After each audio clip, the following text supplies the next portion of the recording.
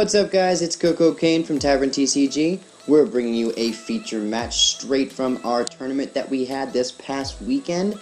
It was a win 3 boxes for first place, a box and a half for second place, half a box for third, and 7 packs for 4th through 8th, which was a pretty great prize payout, I thought, and it was worth the drive for me, as I went all the way from my hometown to do it myself.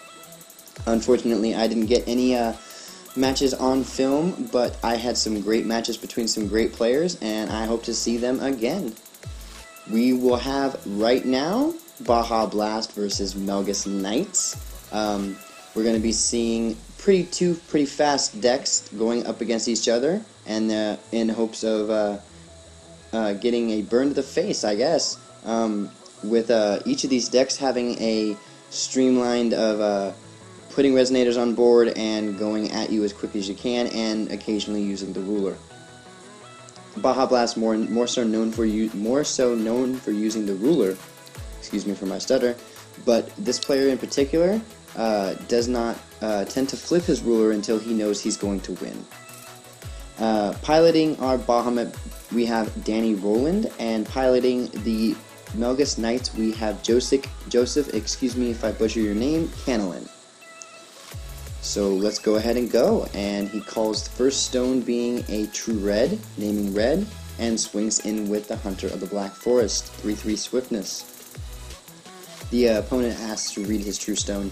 For those of you that don't know, you get to call whatever color you need, and whatever resonators share a color with it, you may pump +2/+2 when you rest it, instead of calling for will with it. Melgis calls for a stone and has to pass turn with no play. Very, very upsetting, because being down a turn against Baja Blast is not something you want to be. Calls a stone. Before taking any actions, he goes ahead and swings in. Take off that 3. Next, he goes and plays another Hunter, and comes in for another 3. And uses his last will to play a Guinevere. Then we're going to see the Knights try to make a comeback here. Put something down if he can. Cycling through that large hand, he's wondering what Knight he can put down that's actually going to help him in this situation. He's facing a 3 resonator board state already on turn 2.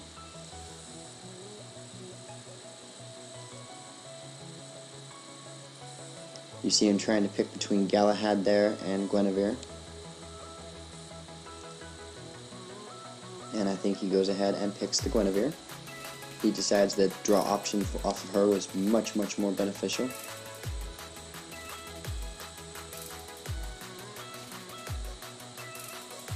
Baja recovers.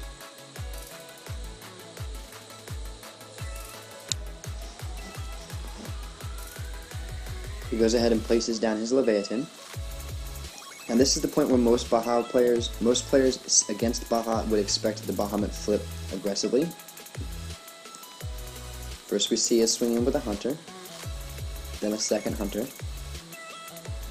This is the part where he wants to figure out if he's going to take this or not.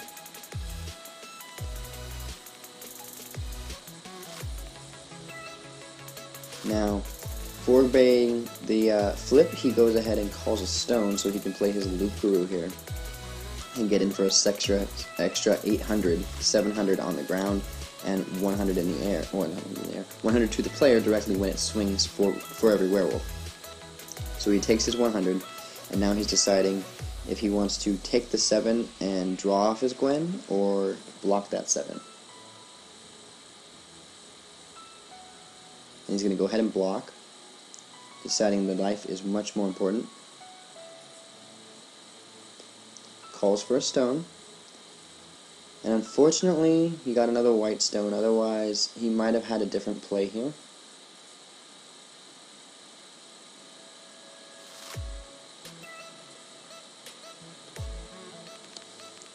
He shuffles his hand around for a second and goes for the Galahad, I believe.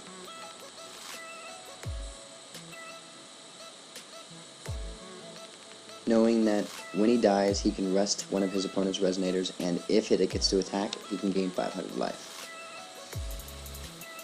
which is, at this point, he needs his life.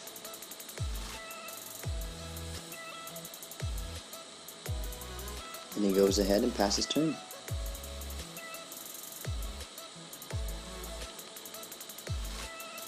And we just saw the Bahamut player draw another Leviathan.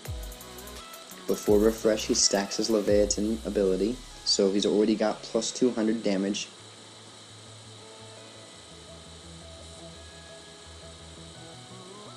And now, before playing and making any moves, he's going to start his swings with Lukaru.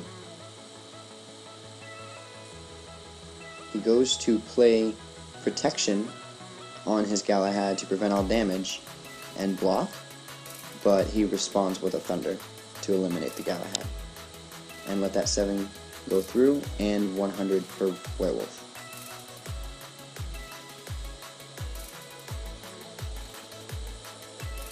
Then he plays a Hunter in the Black Forest and comes in for 3. Swings with his other 2 Hunters. And then he J activates into his Bahamut and swings for 12. So that concludes game 1. Bahamut taking the first game.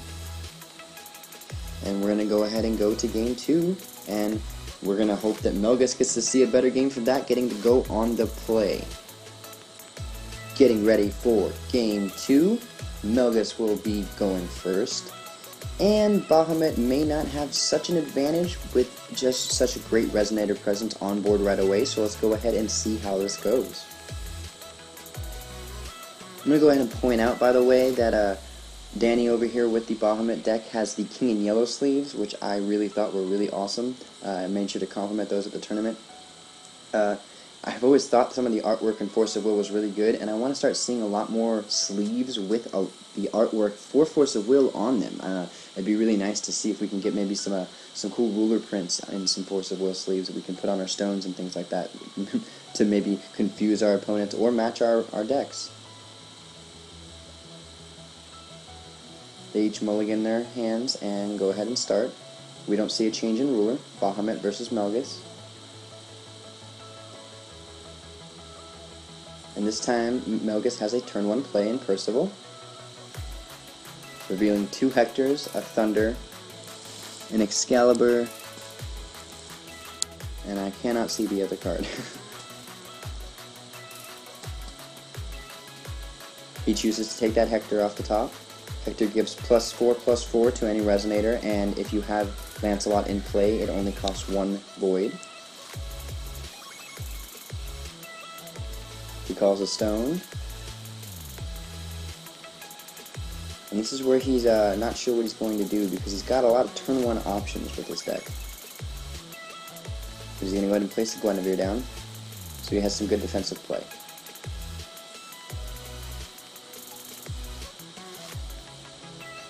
Calls a stone.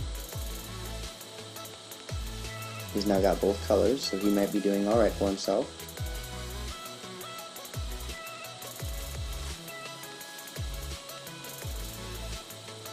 And plays his Gawain.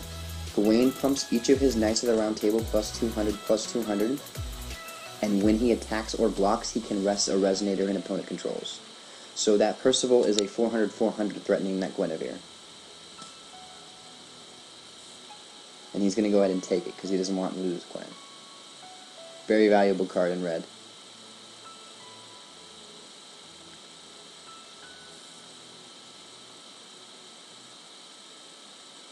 Calls a stone.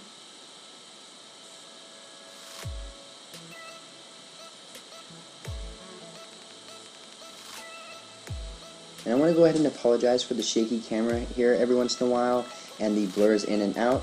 The camera was set up on the table, and the camera likes to autofocus.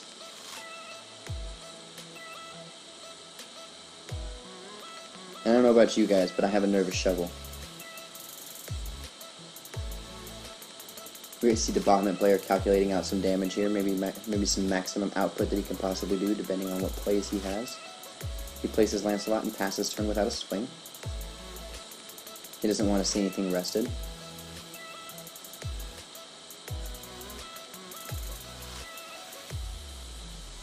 Melgis calls.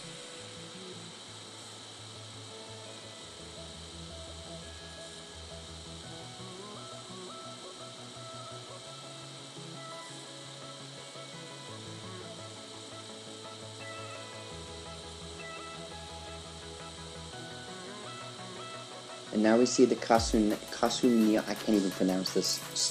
We see the blade, the sword. When this enters the battlefield, it deals 600 damage to a resonator. And whatever resonator it is added to, that resonator deals plus 200 damage, similar to the Leviathan sword. So any damage that Gawain will deal is going to deal 200 more now. And I believe he targeted that Lancelot when the Kasunya sword entered play. So our Bahamut player is going to respond by banishing the Lancelot into Guinevere to draw 2 and discard 1. And that's why Guinevere is just so good. She may not have the versatility of Cheshire Cat by shuffling herself back in, but to be able to dig and drop dead cards is amazing.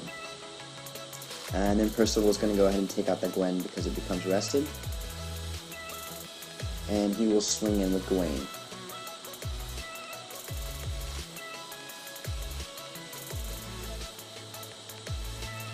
Very, very good aggressive beginning of this game for Melgis.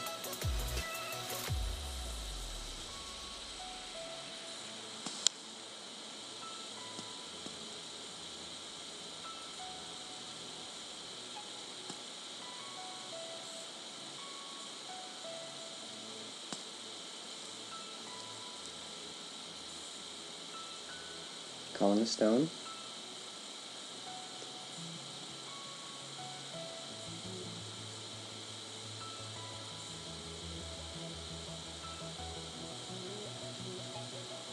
Trying to put some presents back on board. Bahamut trying to figure out what he's going to do. And he goes ahead and plays Rapid Decay on the Gawain to get rid of it.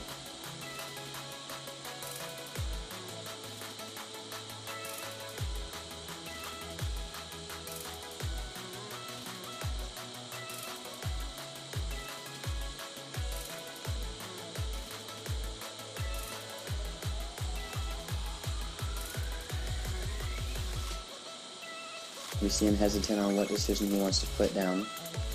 But he goes, I'm going to go ahead with the Lancelot, which I believe was his first decision. And he attacks that Percival. Drops his Leviathan and passes turn. So he's possibly setting up now for his Bahamut flip next turn.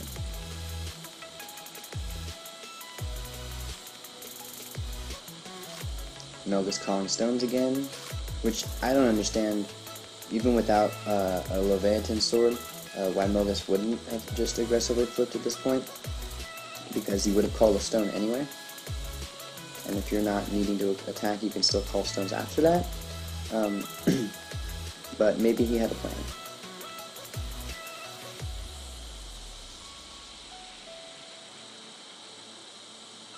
And he plays Hector, pumping his other resonator +4.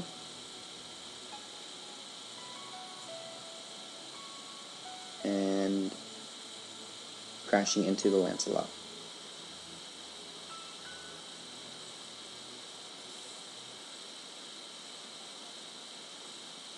So doing his best to keep the Bahamut board clear so he cannot flip.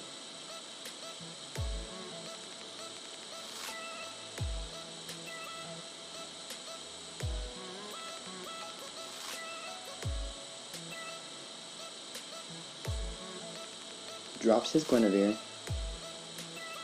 and says go to the other player. He stacks his Leviathan ability.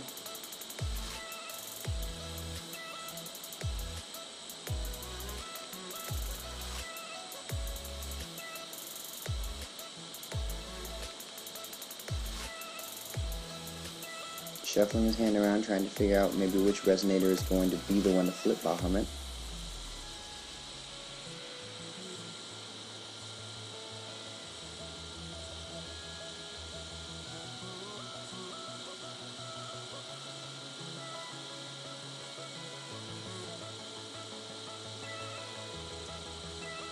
He decides to call a stone instead.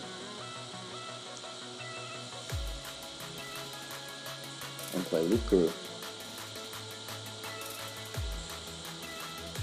So he'll take 1 initially. And decide whether he wants to block or not. It's a lot of damage to take. but losing a resonator might just be as crucial. Especially with these knights, they tend to be better strengthened members.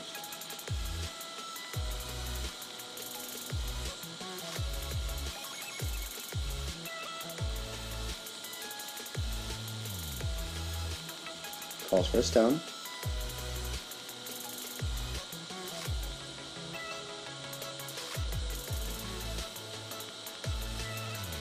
Five will and 2 resonators on board.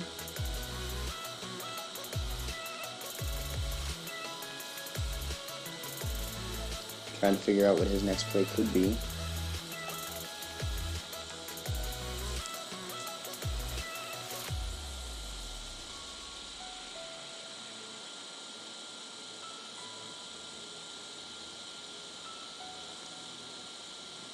Facing on down a Loop Guru is never fun, so he's going to have to make his decisions very carefully.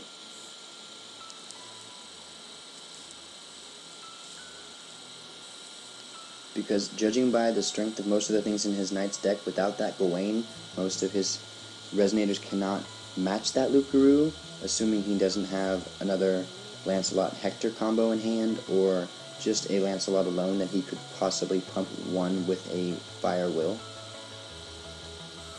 Or possibly using Guinevere's ability.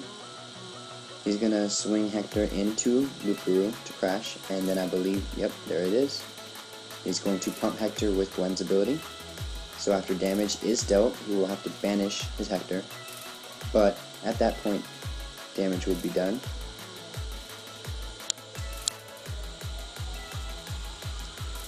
I can't quite read that card.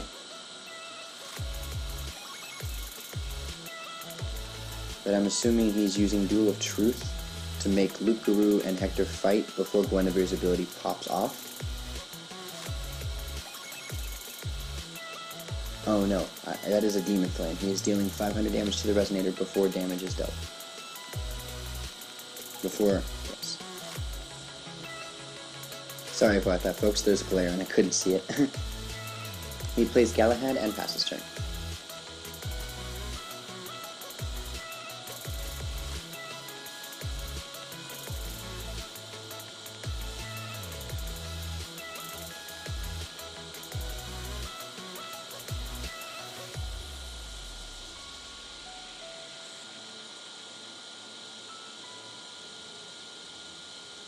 Throws that Loop Guru straight into that Guinevere.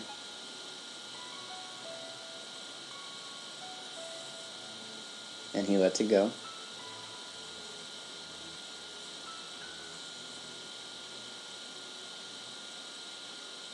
He calls a stone.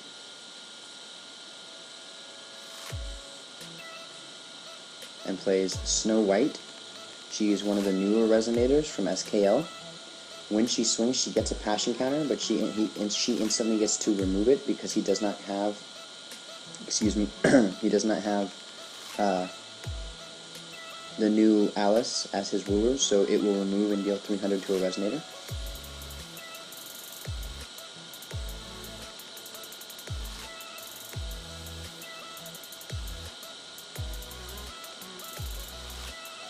And he uses a Crime and Punishment on it.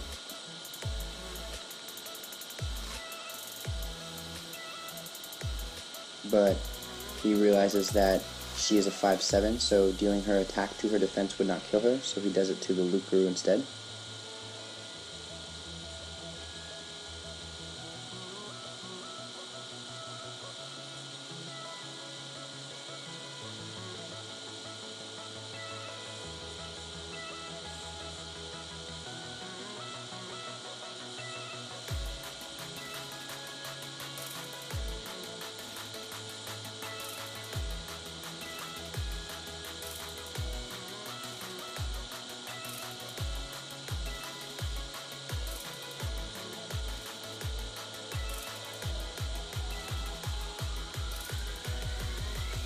Trying to figure out his options. He deactivates and calls, and gets to call a stone when he deactivates, drops his Excalibur.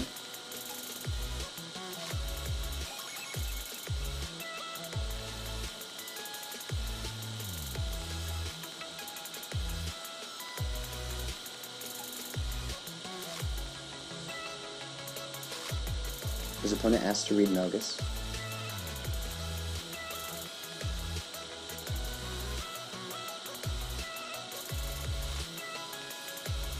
Before Excalibur enters play, he's going to Thunder Melgis to make him go Astral.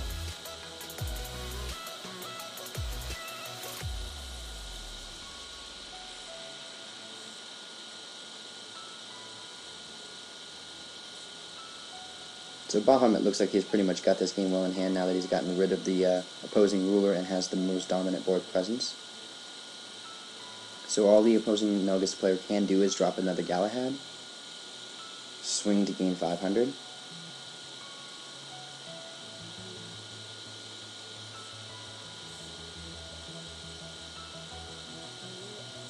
and pass turn. He stacks his Leviathan ability before refresh.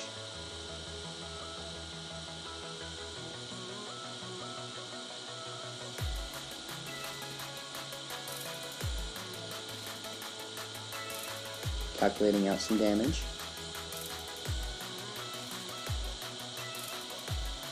Debating on which resonator he can pop to flip his Bahamut and simultaneously possibly clear out the way for the attack.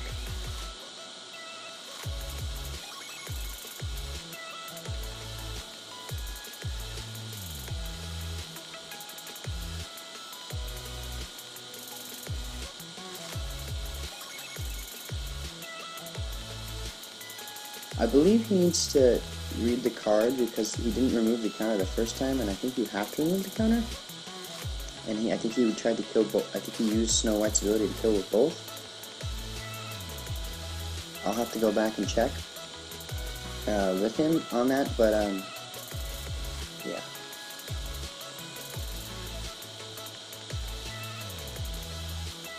Unless I'm wrong, Snow White's ability only stacks if you have the new Alice as your ruler. Other than that, when she attacks, the counter is added and then automatically removed and thrown at a resonator. I could be wrong though. I'm wrong about a lot of things.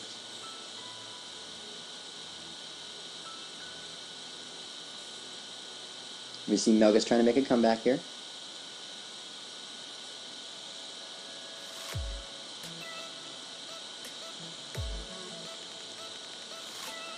Counting out his will.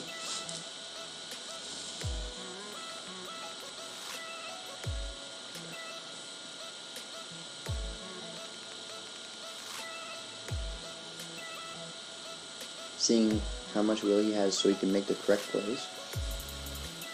Always the smart move.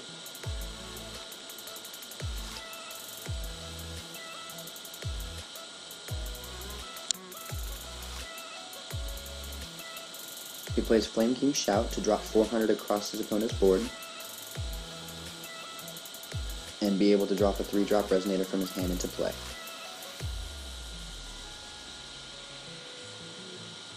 So it kills the Hunter and it kills the Guinevere.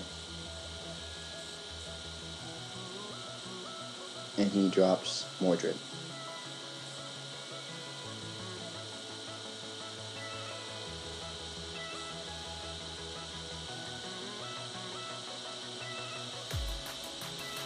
He's now played out his hand, so he's going to be in top deck mode, and hoping that this Mordred is going to be enough to keep him alive.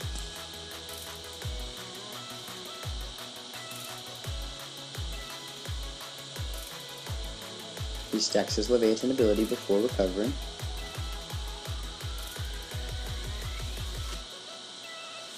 Plays a Rook Egg.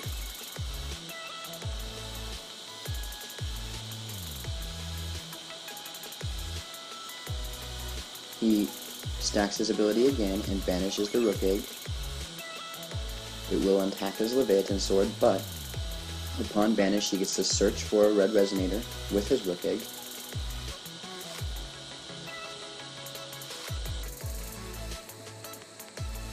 And he searches out his Little Dread, the fake red moon, which is a perfect play in this situation, knowing his opponent is down to 1 resonator. He searches out that fake red moon so he can steal his opponent's resonator by paying the extra cost. And in doing that, he clears up the board, can swing in with everything, and swing in for game. So that is going to be it for our tournament. We hope you guys enjoyed. This is round 1. We will be bringing you the next couple of rounds over the next couple of days. And we hope that you enjoy watching each of these as much as we love giving these guys to you. So here it is, the big swing from Bahamut from Game 2. Mordred coming in. Then Snow White coming in.